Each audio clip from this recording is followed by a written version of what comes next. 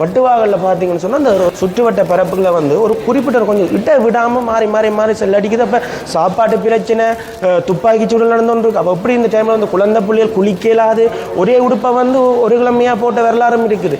ஏன்னா வெளியில் போனால் எழும்பி போனால் சரி யாராவது இருந்தாலும் செத்துடும். அப்போ வங்கருக்கு இருக்க வேண்டிய ஒரு சூழ்நிலை.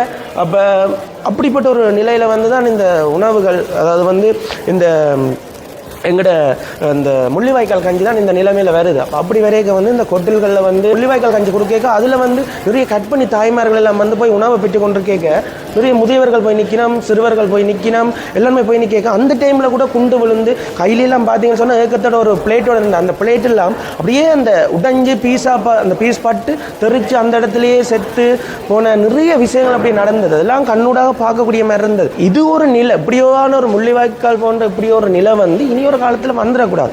ஆனால் என்ன நடக்குது, இது முள்ளிவாய்க்கால் முடிவல்ல என்று தான் நாங்கள் சொல்லக்கூடிய. ஏண்டா ஆட்சிகள் மாறினாலும் இந்த காட்சிகள் எவையுமே மாறையில்லை. சர்வதேசம் வந்து அமைதி காத்து கொண்டு இருக்குது. நாங்கள் வந்து இப்போவும் இந்த இனப்படுகொலையினை மேற்கொண்டு இந்த அரசாங்கம் என்ன செய்யுதுன்னு சொன்னால் பௌத்த ஆக்கிரமிப்புகளை மேற்கொள்ளுது, நில ஆக்கிரமிப்புகள், இப்படி வந்து பல்வேறு வகையில் வந்து தொல்லியல் போர்வையில் வந்து ஆக்கிரமிப்புகளை மேற்கொள்ளுது. ஆனால் இந்த விஷயங்களை வந்து நாங்கள் வந்து என்ன செய்கிறோம்னு சொன்னால் இந்த பல்கலைக்கழகத்தில் மாணவர் சமூகமாக வந்து நாங்கள் வந்து இந்த வரலாறுகளை அடுத்த சந்ததிக்கு கடத்தணுமென்ற ஒரு நிலப்பாட்டில் வந்து நாங்கள் இந்த விஷயங்களை காட்சிப்படுத்தி இப்படி செய்கிறோம். இதை வந்து எதிர்கால தலைமுறை, அடுத்தடுத்த தலைமுறையும் இந்த வரலாற்றை கடத்தணும்.